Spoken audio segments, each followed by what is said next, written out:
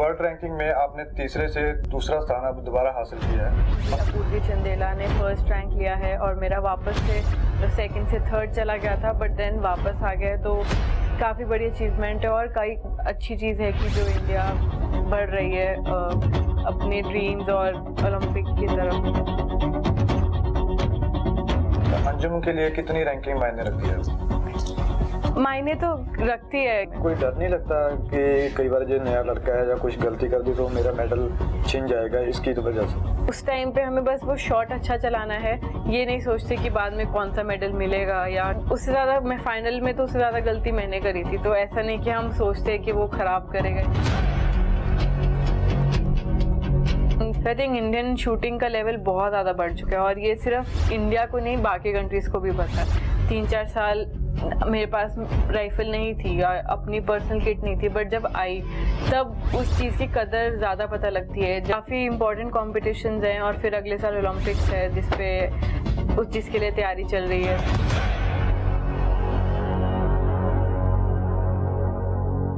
पूरे विश्व ਵਿੱਚ ਭਾਰਤੀ ਸ਼ੂਟਰ ਛਾਏ ਹੋਏ ਨੇ। ਇਸ ਗੱਲ ਦਾ ਅੰਦਾਜ਼ਾ ਹਾਲ ਹੀ 'ਚ ਹੋਏ ਸ਼ੂਟਿੰਗ ਵਰਲਡ ਕੱਪ ਤੇ ਹਾਲ ਹੀ 'ਚ ਜਾਰੀ ਹੋਈ ਰੈਂਕਿੰਗ ਤੋਂ ਲਾਇਆ ਜਾ ਸਕਦਾ ਹੈ। ਇਸ ਰੈਂਕਿੰਗ ਵਿੱਚ ਚੰਡੀਗੜ੍ਹ ਦੀ ਰਹਿਣ ਵਾਲੀ ਅੰਜੁਮ ਮੋਦਗਿਲ ਨੇ ਦੂਜਾ ਸਥਾਨ ਹਾਸਲ ਕੀਤਾ। ਅੰਜੁਮ ਸਾਡੇ ਨਾਲ ਨੇ, ਜਿਨ੍ਹਾਂ ਤੋਂ ਜਾਣਾਂਗੇ ਉਹਨਾਂ ਦਾ ਹੁਣ ਤੱਕ ਦਾ ਸਫ਼ਰ ਜਿਹੜਾ किस तरह रहा है। Anjum, welcome ABP news. Thank you. World ranking में आपने तीसरे से दूसरा स्थान अब दोबारा हासिल किया है जी। बहुत बड़ी चीज होती है रैंकिंग में ऊपर आना। आपको अब क्या लग रहा है? मुझे काफ़ी अच्छा लगा कि इंडिया की जो अभी परफॉर्मेंस है वर्ल्ड कप में या किसी भी इंटरनेशनल में वो काफ़ी अच्छी रही है, जिसकी वजह से जो इंडियन शूटर्स हैं उन्होंने इंडिया का जो मेडल टैली था हमारा वर्ल्ड कप में वो फर्स्ट पे रहा है, तो वो एक काफ़ी बड़ी अचीवमेंट है इंडियन स्पोर्ट्स के लिए और शूटिंग के लिए स्पेसिफिकली। और काफ़ी अच्छा लगा मुझे कि अपूर्वी चंदेला ने फर्स्ट रैंक लिया है और मेरा वापस से सेकंड से थर्ड चला गया था, बट देन वापस आ गया, तो काफ़ी बड़ी अचीवमेंट है और कई सारे शूटर्स हैं जो टॉप 5 और टॉप 10 वर्ल्ड रैंकिंग में हैं। तो आई थिंक जो कोचेस हैं, जो फेडरेशन है और इवन साए इतना पैसा और इतना टाइम स्पोर्ट्स पे लगा रहे हैं, अलग अलग डिपार्टमेंट्स हैं, सो वो सब काम आ रहा है और इंडियन स्पोर्ट एक्चुअली बहुत अच्छे रैंकिंग पे है वर्ल्ड वाइड, सिर्फ शूटिंग में नहीं काफ़ी गेम्स में। आई थिंक वो काफ़ी ज़्यादा अच्छी चीज़ है कि जो इंडिया बढ़ रही है अपने ड्रीम्स और ओलंपिक की तरफ। रैंकिंग में जब आप दूसरे से तीसरे स्थान पर आए थे, कितनी मायूसी हुई थी या कोई इतना नहीं था फर्क पड़ा? नहीं, मुझे इतना फ़र्क नहीं पड़ा था क्योंकि वो हर महीने चेंज होती रहती है और मेरी ठीक है अगर आप एक स्कोर कम मारो या कोई और कई बार होता है ना, ग्राफ गिरता है तो लगता है शायद मैं अच्छा परफॉर्मेंस नहीं कर पा रही हूँ, इसी कारण नीचे आया। नहीं, वर्ल्ड रैंकिंग थर्ड आई थी, इतना वो नहीं था क्योंकि मतलब उस चीज़ पे मेरा ध्यान नहीं था कि वो रैंकिंग क्यों ख़राब हुई है। मुझे बस तब ख़राब लगता है अगर मेरा परफॉर्मेंस या मैंने जो चीज़ करनी हो वो ना कर पाऊँ तब ख़राब होता है, पर रैंकिंग से इतना उस टाइम मायूसी नहीं हुई थी। हाँ, खुशी होती है जब रैंक बढ़ता है, पर वो अलग चीज़ है, ये वाली चीज़ कि हम अपनी परफॉर्मेंस पे ध्यान दें और जो मज़ा वो अचीव करने में है, जो वो प्रोसेस में मज़ा है, वो आई थिंक वो ज़्यादा है फाइनली चीज़ अचीव करने से। अंजुम के लिए कितनी रैंकिंग मायने रखती है? मायने तो रखती है कि हमें सिलेक्शन के लिए वो पॉइंट्स यूज़ होते हैं, तो उससे में काफ़ी मायने रखती है, पर आई थिंक वही चीज़ नहीं है जिसके लिए मैं शूटिंग करती हूँ या कुछ भी करती हूँ। वो इसलिए नहीं कि मुझे रैंकिंग अच्छी चाहिए या रैंकिंग आएगी, हम वो भी इंजॉय करते हैं क्योंकि वो पार्ट है हमारी जर्नी का, पर आई थिंक सिर्फ वो मैटर नहीं करता है, काफ़ी चीज़ें मैटर करती है कि मैं कितना इंजॉय कर रही हूँ या इंडिया के लिए कितना अच्छा परफॉर्म कर रहे हैं हम इंटरनेशनल में। तो आई थिंक वो सारी चीज़ें जो हैं वो ऐड ऑन होती हैं हमारी पूरी जर्नी को लेके। टॉप 10 रैंकिंग में बात करूं तो काफ़ी भारतीय अब टॉप 10 में हैं पूरे वर्ल्ड से। आपको कितनी उससे जो है उत्साहितता मिलती है, अभी हमारा भारत है जो आगे जा रहा है? कुछ 2-3 सालों में काफ़ी पॉलिसीज़ और काफ़ी कोचेस और काफ़ी ज़्यादा चीज़ें ऐसी हुई हैं जो फेडरेशन और गवर्नमेंट ने करी है ताकि इंडियन स्पोर्ट्स और इंडियन शूटिंग इन वर्ल्ड में एक लेवल पे आए। आई थिंक वो सारी चीज़ें, क्योंकि हम इतने सालों से देख रहे हैं कि क्या काम चल रहा है, तो तब देख के अच्छा लगता है कि पहले हम मेडल टैली में नहीं आते थे और इतने इंडिविजुअल मेडल्स इंडिया के नहीं आते थे और अब आ रहे हैं, कैसे लोग और मेहनत कर रहे हैं, तो वो काफ़ी अच्छा लगता है देख के कि हाँ, एक टाइम पे कोई एक लेवल था और अब एक लेवल है। शूटिंग वर्ल्ड कप में आपका मिक्स्ड इवेंट में गोल्ड आया जी। वो क्या, उस गोल्ड से आपको क्या अभी मोटिवेशन मिल रहा है, क्योंकि ओलंपिक नज़दीक ही जा रहा है, क्या उससे आपको मोटिवेशन मिला है अभी? मेरा दिव्यांश है जो 16 साल का है, तो मुझे काफ़ी अच्छा लगा कि उसने फाइनल्स में काफ़ी अच्छा किया जिसकी वजह से हमारा गोल्ड आया। तो वो काफ़ी मोटिवेटिंग था मेरे लिए भी और उसके लिए भी, और मुझे बहुत अच्छा लगा कि मैं एक इतने यंग लड़के के साथ इंडिया के लिए गोल्ड जीता है और मेरा पहला गोल्ड है इंटरनेशनल में इतने बड़े लेवल पे, तो मुझे काफ़ी अच्छा लगा। बाकी पता चला कि मुझे किन किन चीज़ों पे काम करना है, तो अभी आने वाले कॉम्पिटिशन्स में मैं उन चीज़ों पे काम करूँगी। सिंगल्स में आप मेडल प्राप्त नहीं कर पाई, वहाँ क्या कमी रह गई थी कि जो आप आगे जाकर आगे वाले टूर्नामेंट जो आ रहे हैं उनमें सुधार करना चाहेंगे? कुछ टेक्निकल प्रॉब्लम थी, जो मतलब वही तरीका है शूटिंग का कि उसमें मैं क्या चीज़ में प्रॉब्लम कर रही हूँ, तो वो मैं नोट कर पाई हूँ कि ठीक है ये चीज़ सुधार करूँगी। तो क्या तरीका है वो बता सकते हैं हमें, क्या उसमें क्या थी? नहीं, वो कुछ मतलब एक दो शॉट थे जो मैंने खराब चलाए थे किसी एक चीज़ को लेके कि मैंने कुछ मसल टाइट किया या कुछ ऐसा, तो आई थिंक वो बहुत ही ज़्यादा टेक्निकल है। बट अच्छी चीज़ ये है कि मैं पता लग जाता है कि हाँ ये प्रॉब्लम थी, ताकि हम अगले कंपटीशन में वो चीज़ रिपीट ना करें और उसको ठीक करके ही बाकी चीज़ें करें। एशियन एयरगन चैंपियनशिप हुई थी, पिछले महीने हुई थी, आपने उसमें पार्टिसिपेट नहीं किया था, उसमें भी भारतीय टीम अच्छा परफॉर्मेंस की थी, आई थिंक 16 मेडल भारत ने हासिल किए थे।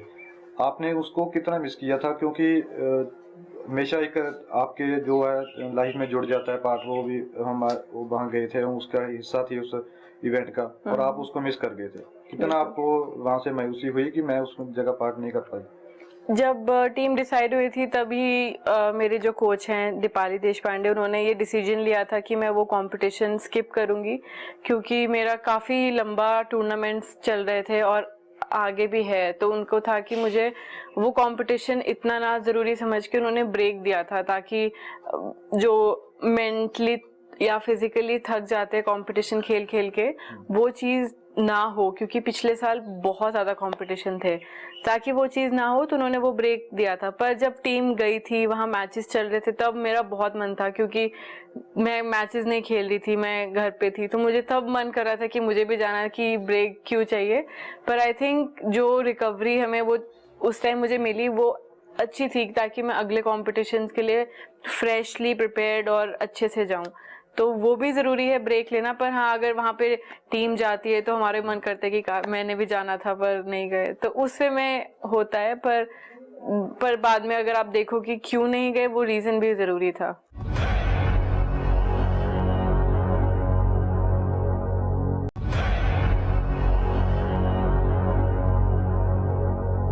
दिव्यांश आपने बात की, 16 साल का लड़का है, उसने बहुत अच्छी परफॉर्मेंस इस वर्ल्ड कप में दिया, और एयरगन चैंपियनशिप हुई थी उसमें भी अच्छा उन्होंने परफॉर्मेंस दी थी। आप बहुत कुछ देख चुकी हैं, कॉमनवेल्थ भी खेल चुकी हैं, आपका एक्सपीरियंस उनके साथ कैसा था? क्योंकि वो 16 साल के अभी आए हैं, बहुत आपकी एज का भी 8-9 साल का डिफरेंस है। आपने उनसे कौन कौन सी कोई दिक्कत आई उनसे खेलने के साथ, या कुछ सब कुछ सही सही चला उसमें? नहीं, ऐसा कोई शूटर तो शूटर है, उसमें एज क्या है वो मैटर नहीं करता है। एक्सपीरियंस भी थोड़ा मायने जी रखता जी है। जी। पर जो उसका तरीका है, जो अभी सारे यंग शूटर्स आ रहे हैं, वो उनका तरीका है कि उन्हें पता है उन्हें क्या करना है, बस वो करते हैं। हमारा क्या, हम थोड़ा सा सोच के कर लेते हैं। एक्सपीरियंस यहाँ पे थोड़ा वो हो जाता है कि हाँ हमें एक्सपीरियंस है, पर वो चीज़ हम उसको बता देते हैं जो हमें एक्सपीरियंस है कि अगर कि उसको ये करना चाहिए, वो चीज़ें वो एक्सेप्ट करते हैं और वो करते हैं, और वो भी अपने तरीके से चला रहे हैं, मैं अपने तरीके से, तो बस हमारा स्कोर ऐड हो रहा है। तो अच्छा लगता है कि हाँ यंग शूटर, उनसे इतना सीखने को मिलता है कि हाँ बिना कुछ सोचे बस आपको पता है क्या चलाना, चलाओ। तो आई थिंक दोनों में आपस में एक दूसरे से सीखने के लिए मिलता है, तो ये चीज़ अच्छी है पूरी इंडियन टीम में। कोई डर नहीं लगता कि कई बार जो नया लड़का है या कुछ गलती कर दी तो मेरा मेडल छिन जाएगा इसकी वजह से? नहीं, कभी भी ऐसा नहीं हुआ है कि हम ये सोचते हैं कि अच्छा वो मेडल लेना है इसलिए हम अभी शूट कर रहे हैं। नहीं, हम उस टाइम पे हमें बस वो शॉट अच्छा चलाना है, ये नहीं सोचते कि बाद में कौन सा मेडल मिलेगा या टोटल क्या होगा।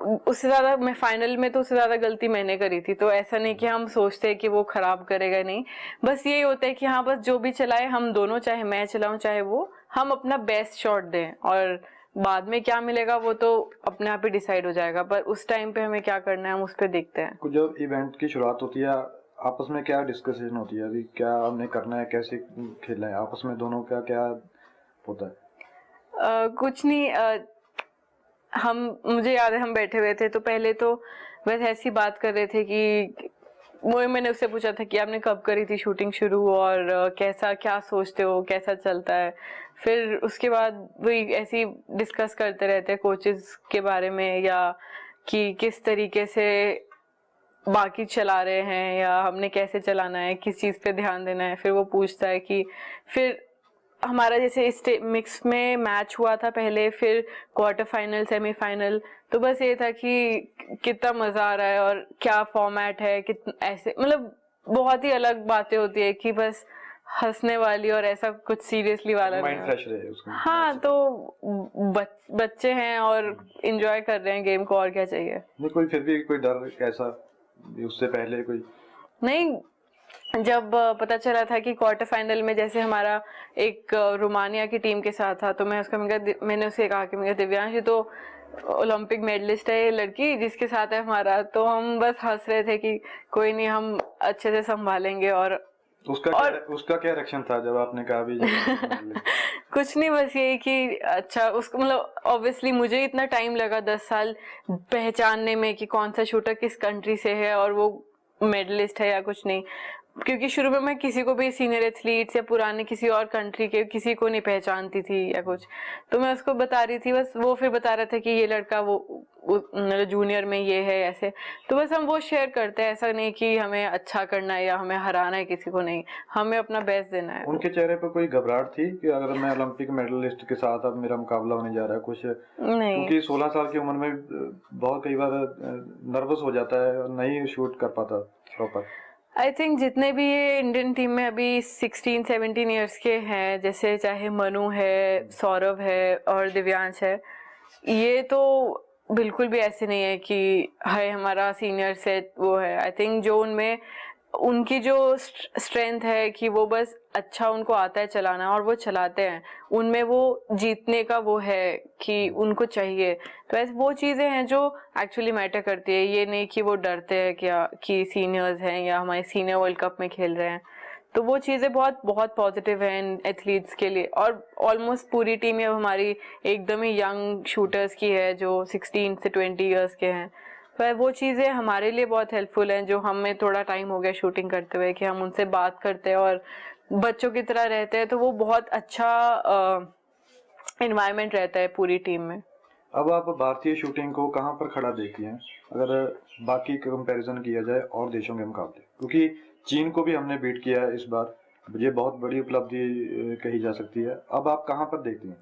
आई थिंक इंडियन शूटिंग तो है ही वर्ल्ड नंबर 1 पे अभी, और सिर्फ अगर इंडिया इंटरनेशनली नहीं खेल रहा है, अगर इंडिया में भी कोई कंपटीशन हो रहा है डोमेस्टिक लेवल का, नेशनल लेवल का, उसमें ही इतना ज़्यादा कंपटीशन होता है कि वो वर्ल्ड लेवल के स्कोर्स हम मारते हैं और सब करते हैं, और जितना स्कोर वर्ल्ड के लिए वर्ल्ड रिकॉर्ड होता है वो सब कंसिडर होता है, उतना ही हम इंडिया में मारते हैं। तो इतना ही इंटरनेशनल लेवल पे इतना कंपटीशन है कि इंटरनेशनल लेवल पे जाके हमारे लिए वो नहीं होता है कि इतना हाई स्कोर कैसे मारेंगे, क्योंकि वो नॉर्मली इंडिया में आजकल इतने लेवल पे हाई स्कोर आ चुके हैं।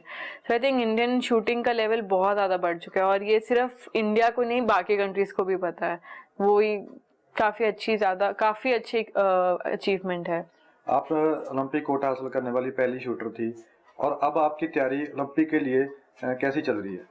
अच्छी चल रही है। कई अभी जैसे इस कंपटीशन इसमें गोल्ड आया और हमें 10 मीटर एयर राइफल में जिससे दिव्यांश ने कोटा जीता है, तो अब हमारी मिक्स की टीम एक कंफर्म है ओलंपिक्स में। तो ऐसे करके हर चीज़ जो हो रही है वो काफ़ी लर्निंग के लिए भी अच्छी है कि हम काफ़ी कुछ सीख रहे हैं उससे, और आगे वाले कॉम्पिटिशन्स में क्या क्या करना है। हमारे अभी कैंप लगेगा जर्मनी में, I think her cheese add on हो रही है हमारे एक्सपीरियंस को लेके और लर्निंग के लिए, और बस तैयारी चल रही कुछ है। खास तैयारी सोची है अभी क्या ओलंपिक के लिए, कुछ अलग करके तैयारी कर ओलंपिक में जाना है? बस कुछ 1-2 बार मैं बाहर जाके ट्रेनिंग करूंगी इस साल और अगले साल, और ऐसा कुछ अलग से नहीं है, बट वही जो चीज़ें आती हैं उन्हें और बेटर करना है।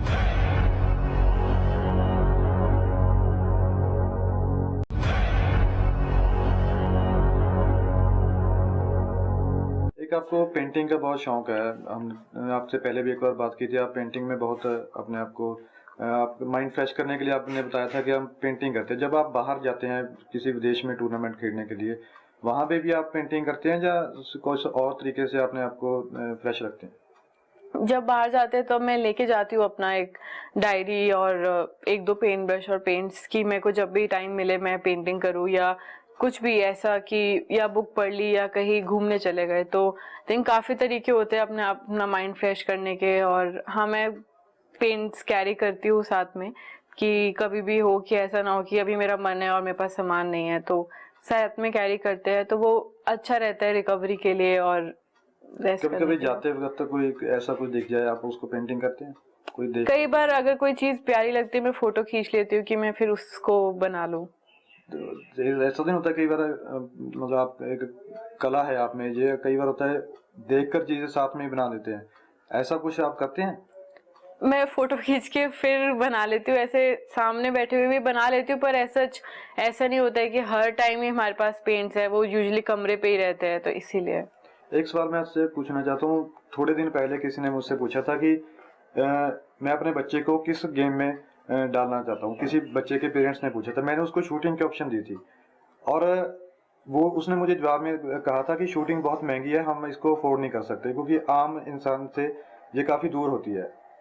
मैं आपसे ये पूछना चाहता हूँ, वाकई ही में जो शूटिंग है वो आम इंसान से दूर है, कितनी महंगी होती है? मुझे लगता है कि हाँ, शूटिंग महंगी है, पर कई इवेंट ऐसे हैं जो इतने महंगे नहीं है। आपको बस एक बार इन्वेस्ट करना है, अराउंड कुछ अमाउंट एक बार इन्वेस्ट करना है, उसके बाद इतना महंगा नहीं है। और किसी भी गेम में अगर आपको मतलब कोई भी गेम तभी आप करो अगर आपको पसंद है। अगर कोई चीज़ पसंद है आप उतनी इन्वेस्टमेंट उस गेम में करते ही करते हो, और फिर आप जब आगे खेलते रहोगे तो आपको ऐसा नहीं लगेगा कि हाँ ये महंगा है या मुझे ये करना है, और उतने ही लोग सपोर्ट करने को भी आ जाते हैं अगर आप कुछ दिल से कर रहे हो। तो आई थिंक, और ऐसा भी नहीं है कि ये नॉर्मल लोगों की रीच से बाहर है। ये अब इतने ज़्यादा शूटर्स, इतने ज़्यादा, अब पहले चंडीगढ़ में सिर्फ मैं और एक कोई और शूटर होते थे, बट अभी इतने ज़्यादा शूटर्स है चंडीगढ़ में क्योंकि लोग इतना अवेयर हो रहे हैं उसके बारे में, और रेंजेस खुल रही हैं, कोचेस आ रहे हैं, इक्विपमेंट लेना आसान हो रहा है क्योंकि पहले हमें इंपोर्ट करवाना पड़ता था, अब इंडिया में अवेलेबल है।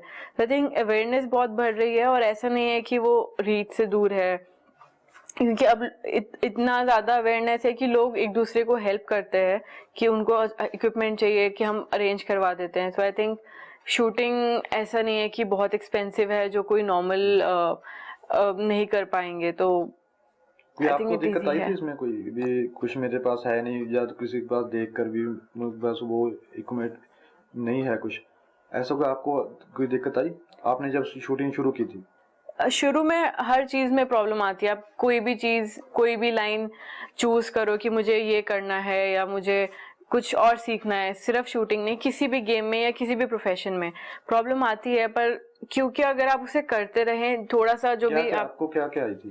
मैं जैसे जब एनसीसी में थी तब मुझे एनसीसी का वेपन ही यूज करना होता था, पर्सनल वेपन नहीं था और पर्सनल इक्विपमेंट नहीं था इतना। वो सब 4-5 लोग एक ही चीज शेयर करेंगे, और उसमें अगर मुझे खुद से कहीं ट्रेनिंग करनी है मैं नहीं कर सकती क्योंकि मुझे वेपन एनसीसी से लेना है। तो आई थिंक वो भी मेरी जर्नी में ऐसा पार्ट था जिसने मुझे सिखाया कि हाँ, ज़रूरी नहीं है कि हर चीज़ होएगी तभी कुछ आप काम शुरू करो, आपको अरेंज करना पड़ता है किसी चीज़ों के लिए, और फिर आप जाके ऐसे मुकाम पे पहुंचते हो कि हाँ अब आप ले सकते हो। और उस चीज़ का मज़ा ही अलग है। आपको पता है कि 3-4 साल मेरे पास राइफल नहीं थी या अपनी पर्सनल किट नहीं थी, बट जब आई तब उस चीज़ की कदर ज़्यादा पता लगती है जब पहले नहीं थी। तो आई थिंक ये सब पार्ट ऑफ द गेम है, इसी चीज़ को एंजॉय करना चाहिए, और फिर जब सब मिल जाए उस चीज़ का मज़ा ही अलग हो जाता है। कितनी कीमत है जो आपका वेपन्स यूज करते हैं आप भारत में, इसकी क्या कीमत है? कुछ वेपन हैं जो बाहर से ही मंगवाने पड़ते हैं, पर इजी है प्रोसीजर इंपोर्ट करवाने का, और कुछ है जो इंडिया में मिल जाता है। तो राइफल जैसे अराउंड 2.5-3 लाख की होती हैं, जो एयर गन्स हैं। एयर पिस्टल्स 1 लाख तक की आ जाती हैं। वो एक ही बार लेना है, उसके बाद तो आप कई साल तक उन्हें चला सकते हो। तो ऐसे पैलेट्स होते हैं जो छर्रे जिन्हें शूट करना होता है, वो भी अराउंड 700-800 में एक टिन आ जाता है। तो ऐसे अलग अलग चीज़ें हैं। तो जिसे गेम जैसे शुरू करनी है तो एकेडमीज हैं जो वो करते हैं कि उन्हें नॉलेज दें। तो अवेयरनेस काफ़ी ज़्यादा है, बस बंदे को चूज़ करना है कि उसे क्या करना है। एक आप पंजाब सरकार की तरफ से पुलिस में जॉब करती हैं, सब इंस्पेक्टर हैं, और जब आप टूर्नामेंट में खेलती हैं क्योंकि भारत के साथ साथ पंजाब को भी रिप्रेजेंट कर रही होती हैं, तो डिपार्टमेंट का क्या सहयोग आपको रहता है? डिपार्टमेंट का ये है कि मुझे उन्होंने परमिशन दे रखी है कि मैं कहीं पे भी ट्रेनिंग करूं, और वो सपोर्ट करते हैं पूरा। और वहाँ से ऐसा नहीं है कि मुझे ड्यूटी पे जाना है या कुछ, तो आई थिंक उनकी तरफ से काफ़ी सपोर्ट है। किसी ऑफिसर से बात होती रहती है जब आप टूर्नामेंट के लिए जाते हैं? ऑफिसर तो नहीं है सच। एक सर हैं जो जिनसे मैं कोई भी काम होता है मेरे को पुलिस से रिलेटेड, मैं उनसे बात करती हूँ। सच कोई ऑफिसर ने कभी कांटेक्ट नहीं किया। कि मैं जब जलंधर जाती हूँ वहाँ पे जो हमारे स्पोर्ट्स के हेड हैं उनसे मैं मिल लेती हूँ, पर वो खुद से सच कोई कांटेक्ट नहीं है। और कोई प्रमोशन आपकी के लिए आपकी कोई बात हुई है, क्योंकि आपने इतने मेडल आप हासिल कर लिए हैं, प्रमोशन के लिए कुछ हुआ है सर? प्रमोशन के लिए मैंने ऑफिस में बात करी थी, पर उन्होंने कहा है कि वो डिपार्टमेंट से ना हो के गवर्नमेंट से होएगी। तो अभी मेरे किसी में गवर्नमेंट डिपार्टमेंट में किसी से सच बात नहीं हुई है। कि पंजाब सरकार से आपको अब कितना सहयोग है? गवर्नमेंट की तरफ से सिर्फ कैश प्राइज मिला था, जो मेडल आया था कॉमनवेल्थ गेम्स का, उसके अलावा तो कुछ नहीं है। अब एक आखिरी सवाल, अब आपका आखिरी निशाना क्या है? आखिरी निशाना तो अभी नहीं है। आई थिंक अभी काफ़ी इम्पोर्टेंट कॉम्पिटिशन्स हैं, और फिर अगले साल ओलंपिक्स है जिसके लिए तैयारी चल रही है। तो बस वो जो प्रोसीजर है, वो जो प्रोसेस है अगले साल तक, अभी हर कंपटीशन में उतना ही 100% दे के आगे बढ़ना है। ओलंपिक्स से पहले कितने टूर्नामेंट आपने खेले हैं? अभी हैं, काफ़ी हैं। 10-12 कंपटीशन तो होंगे, जिसके स्कोर्स और जिसका एक्सपीरियंस मेरे काम आएगा अगले साल 2020 ओलंपिक्स के लिए। धन्यवाद आप बात करने के लिए। हम कामना करते हैं आप आने वाले समय में अच्छी परफॉर्मेंस करें और ओलंपिक में भारत को गोल्ड मेडल दिलाएं। Thank you. ਇਹ ਸਨ ਅੰਜੁਮ ਮੋਦਗਿਲ, ਜਿਨ੍ਹਾਂ ਨੇ ਵਰਲਡ ਰੈਂਕਿੰਗ ਵਿੱਚ ਦੂਸਰਾ ਸਥਾਨ ਹਾਸਲ ਕੀਤਾ, ਤੇ ਇਸ ਸਥਾਨ ਨੂੰ ਹਾਸਲ ਕਰਕੇ ਅੰਜੁਮ ਬਹੁਤ ਹੀ ਖੁਸ਼ ਨੇ, ਤੇ ਆਉਣ ਵਾਲਾ ਟੀਚਾ ਅੰਜੁਮ ਦਾ 올림픽 ਵਿੱਚੋਂ ਮੈਡਲ ਹਾਸਲ ਕਰਨ ਦਾ। ਕੈਮਰਾ ਪਰਸਨ ਮਿਹਰਬਾਨ ਸਿੰਘ ਦੇ ਨਾਲ ਹਰਪਿੰਦਰ ਸਿੰਘ, ABP ਸਾਂਝਾ, ਚੰਡੀਗੜ੍ਹ।